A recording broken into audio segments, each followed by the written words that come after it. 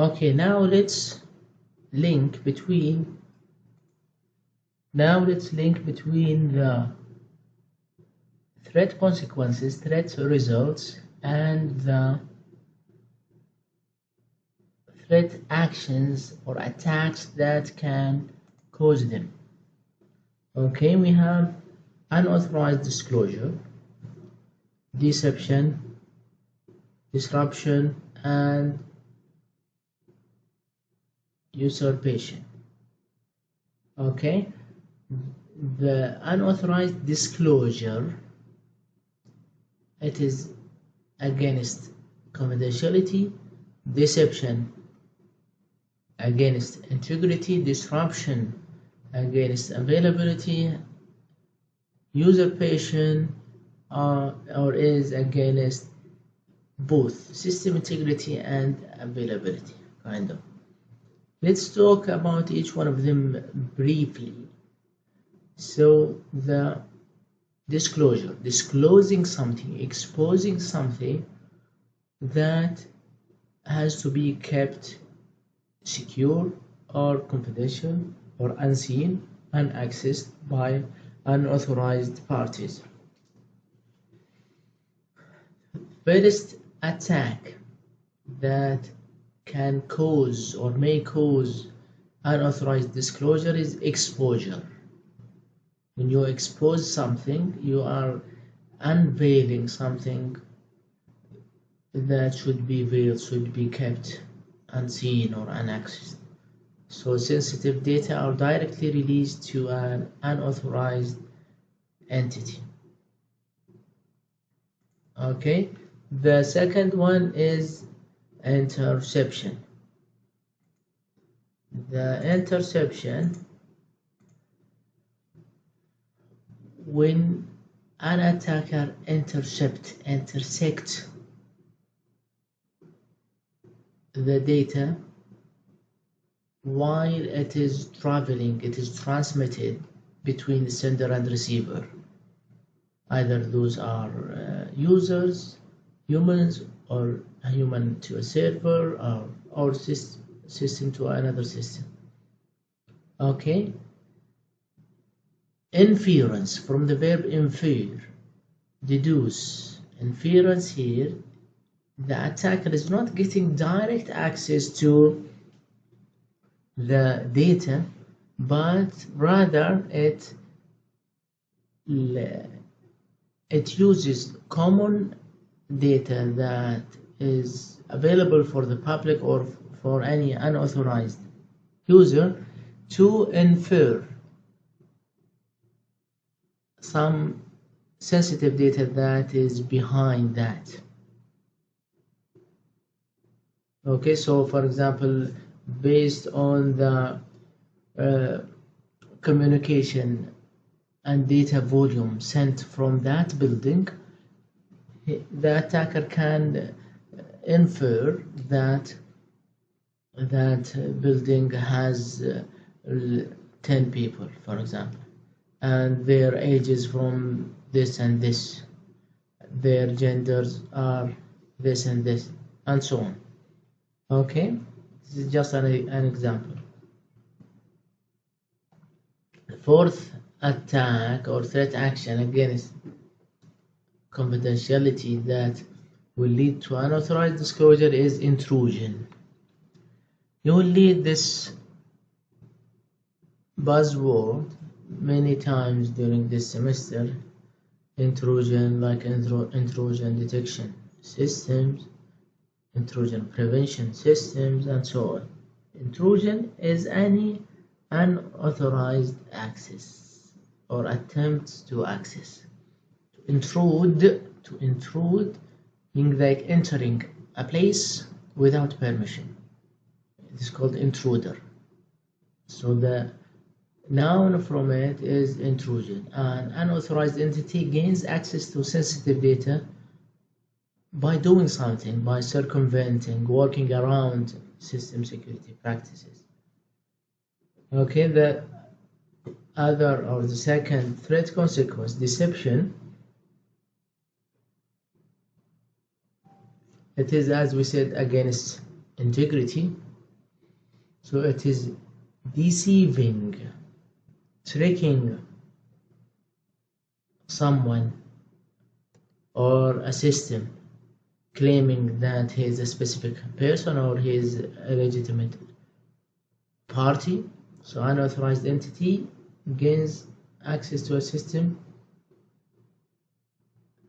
thereby claiming that he is the one, claiming that he is the admin user, and so on.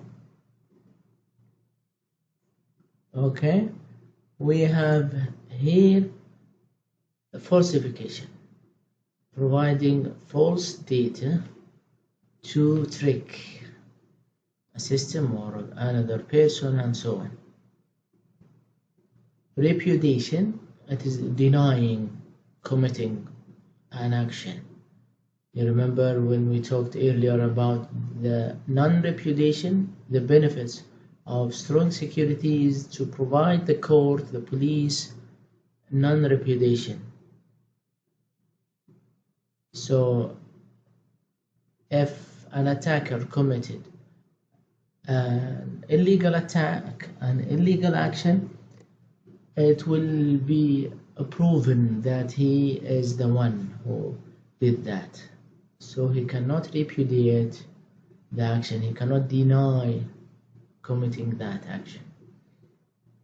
So repudiation here is when an entity did something wrong to a system or to data and then falsely denying being responsible of that action. Disruption, this from the verb disrupt, interrupt. In other words, it is against the availability, either preventing access to a specific system or data, or even affecting its functionality, slowing it down, and so on. There are some different attacks here: incapacitation, corruption, or obstruction. Incapacitation, affecting the capacity, the bandwidth of a network or a system, so it will be disabled or slowing down. It will not function properly. Corruption, altering the system operations, modifying them. This will lead to unavailability and integrity issues. Obstruction here, it is not only interception, just gaining access to those data transmitted, but more here, interception and stopping access to that system, stopping others from accessing that system, or hindering the system operation, making it ineffective. Okay, the last one, usurpation. There are different things: misappropriation or misuse. It is against system integrity, not just data integrity. So the unauthorized person can misuse, use that data wrongly or for illegal actions.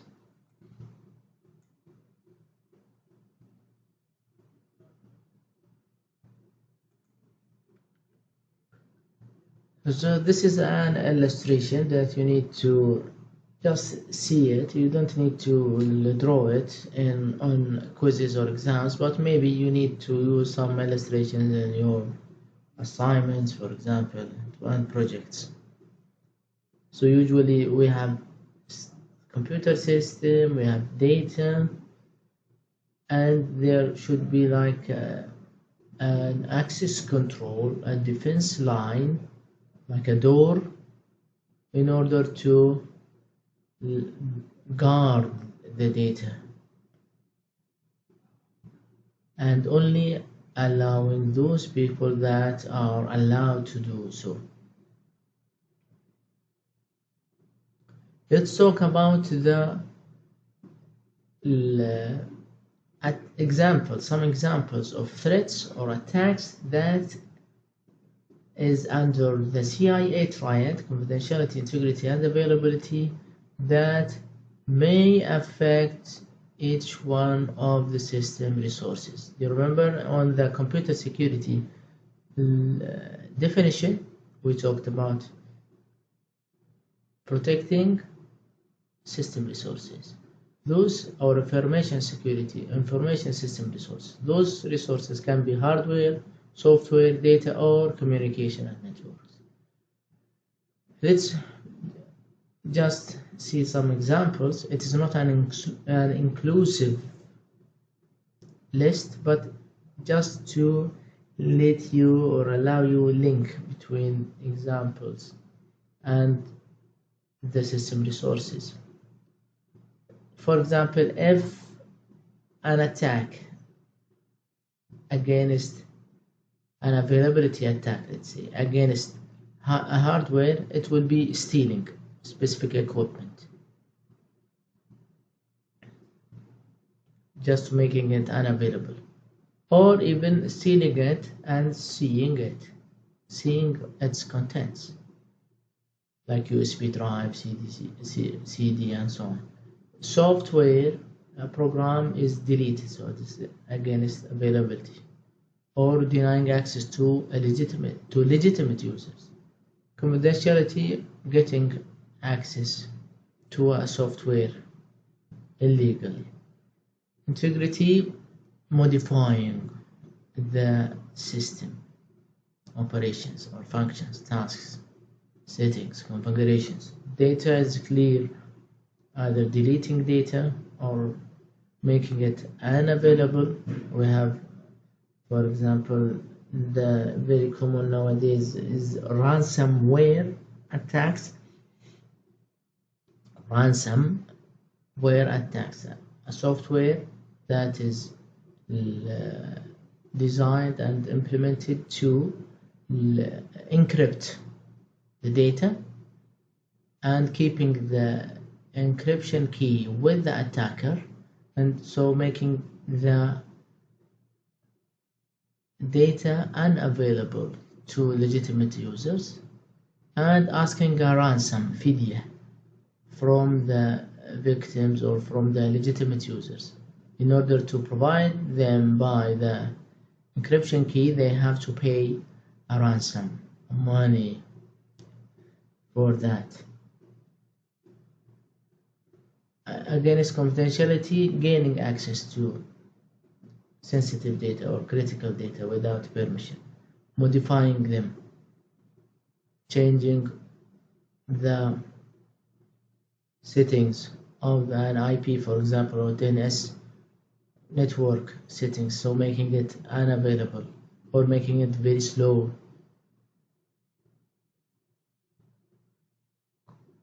Consuming the bandwidth of a specific network, so it will not be able to operate properly.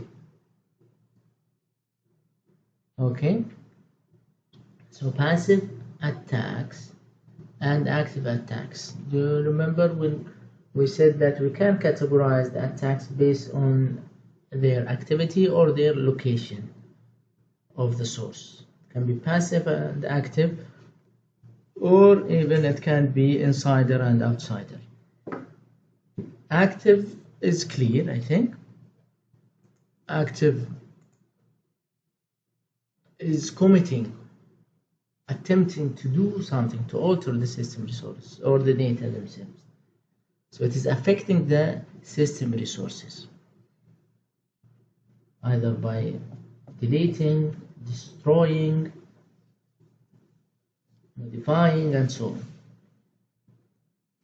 These are examples of them: replaying, masquerading, modification, or denial of service. Whereas passive attacks are attempting to learn, just to learn, to analyze the data, spying on it, and attempting to use it at a later stage such as traffic analysis or release of messages.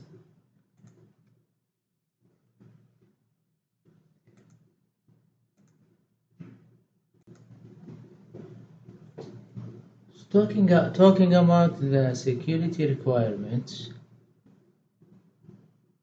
there are plenty of them. You can see in page 26 of the textbook this list of security requirements or terminologies.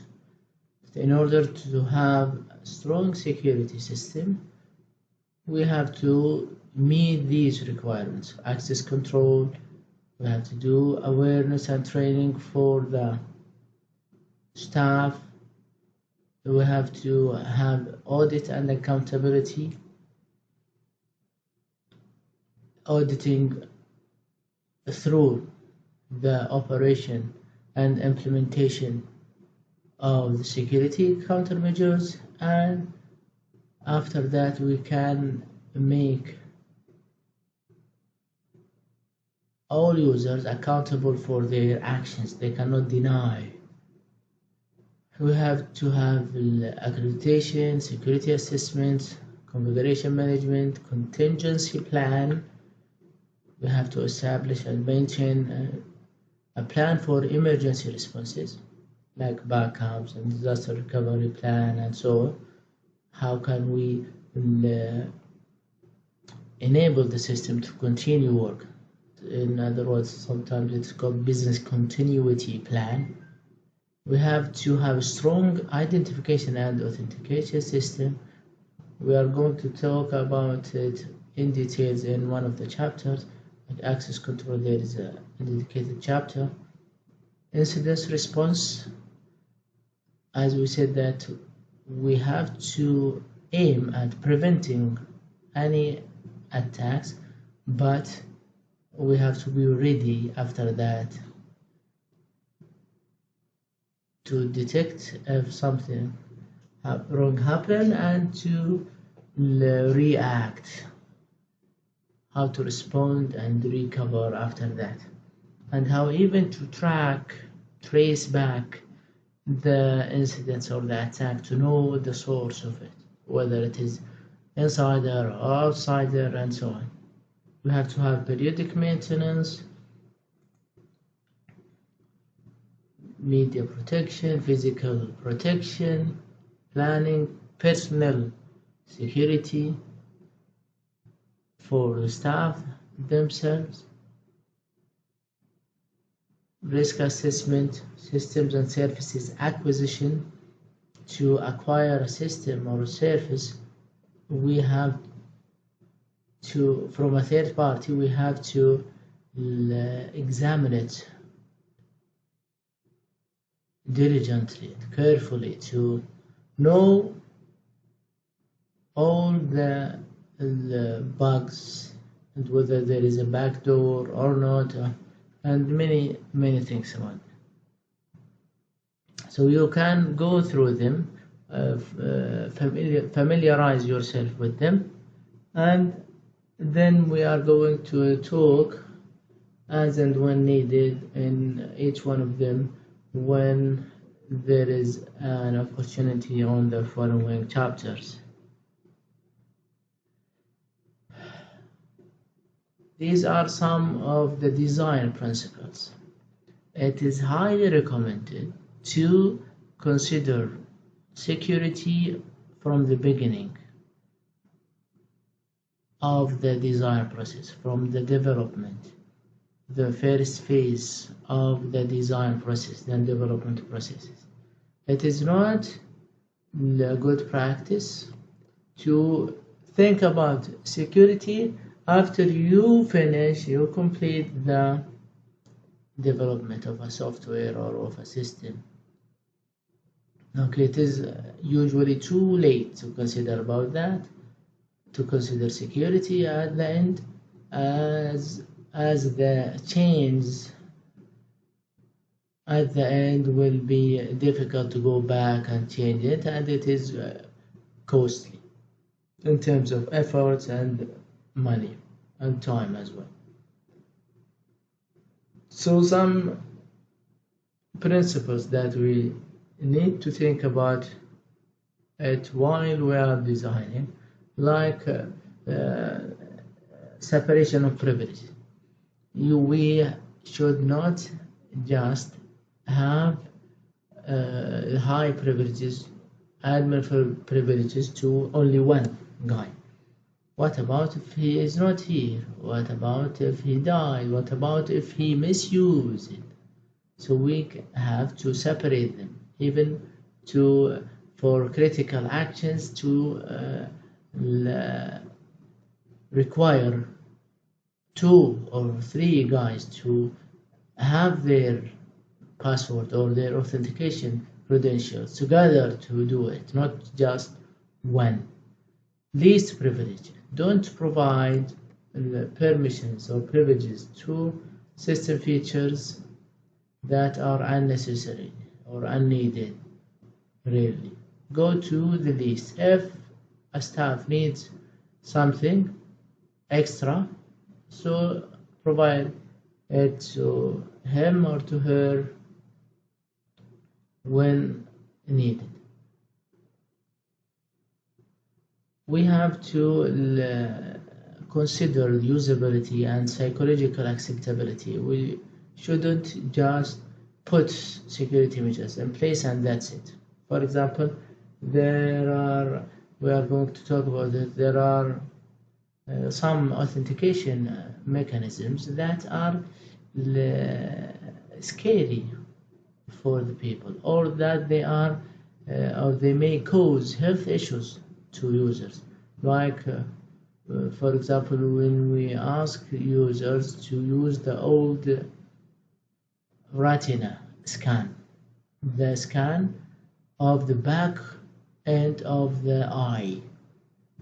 It is a large machine that is needed to read that, and the user should be at close proximity to that machine, and there might be like a red light going into the eye of the users, which may make it unacceptable. Psychologically, they may have fear from it, or it may in reality cause some health issues.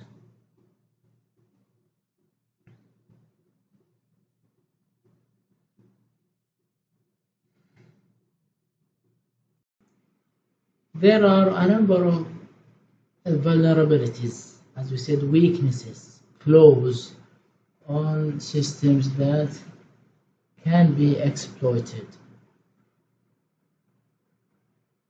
These are some examples. Open ports on outward facing web, that some ports that of some systems that should only be accessed internally are open to the outsiders, so the ports should be or must be closed. There are some services that are inside the firewall. We are going to explain the firewalls in one of the chapters, inshallah, but generally it is like a defense line that is filtering outgoing and ingoing traffic. So it is going to not to detect the internal transactions. So it is inside. So the problem is from inside. It doesn't go through the firewall. Some vulnerabilities that can be exploited are related to SQL lines, the query languages. It might be like injected by just one line, for example, to direct the storage to another remote database, or a database or a location that is accessible by the attackers. The vulnerabilities can be an employee himself that is going to access sensitive data or expose these sensitive data to others. So we can categorize the attacks generally into network attack surface, software attack surface, and human attack surface, with the examples that we have just stated. From their titles, those type of attacks are by exploiting the vulnerabilities of networks, either within the internal network or worldwide area, vulnerabilities of software, a specific software or application has some bugs, some open ports or open places through when the attackers can use or can get in, or human attacks, that vulnerabilities created by humans themselves.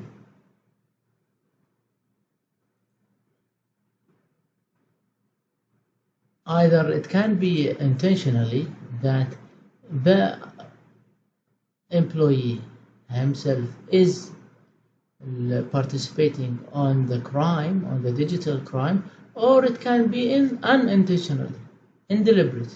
He's a victim as well by social engineering, for example, and so on. Social engineering simply when the user is tricked, is lured to provide sensitive data without intention to harm.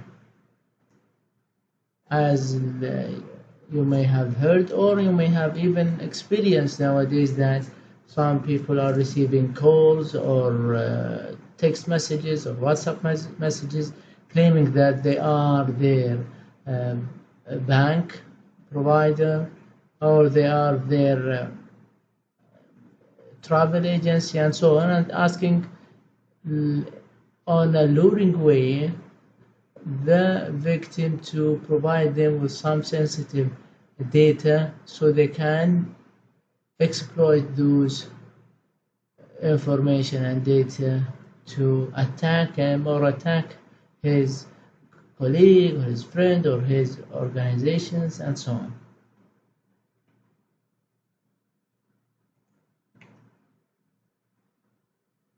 Those attacks can be categorized as well into low, medium, and high.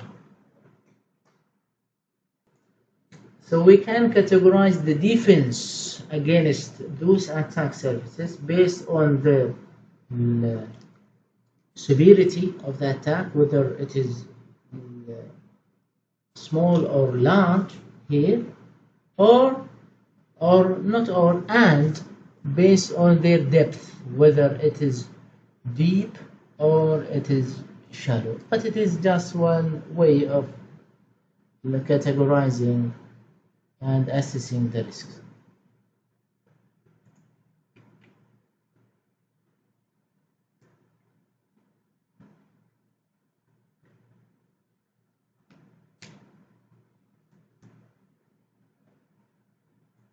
As you can infer that from what we have talked about so far in this chapter, there must be a computer security strategy of or in any organization in order to have guidelines, clear goals and objectives to follow. What are the strategies that the organization is going to follow and would like their employees to attach to? and practice. The strategy should cover all these four aspects. Security, there should be a security policy. This policy should have security implementation. While it is implemented, there should be a way of monitoring and ensuring the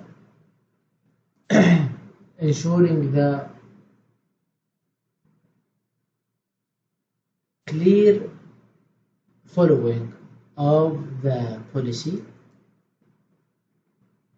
and afterwards, and even through the implementation, there should be like an evaluation or appraisal. The security policy is a formal statement of rules and practices that specify or regulate how a system or organization provides security services to protect sensitive and critical systems. So here, the most important thing here is how.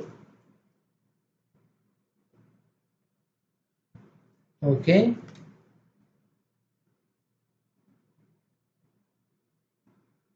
At the least, a security policy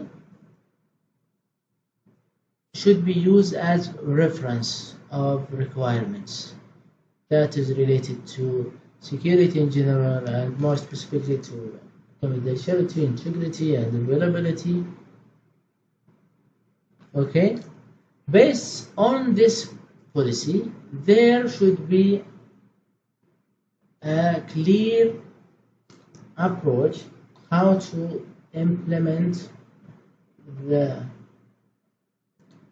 practices to meet and to achieve the security policies.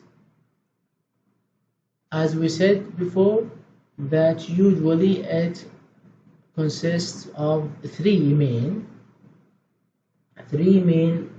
actions: prevention, detection, and response.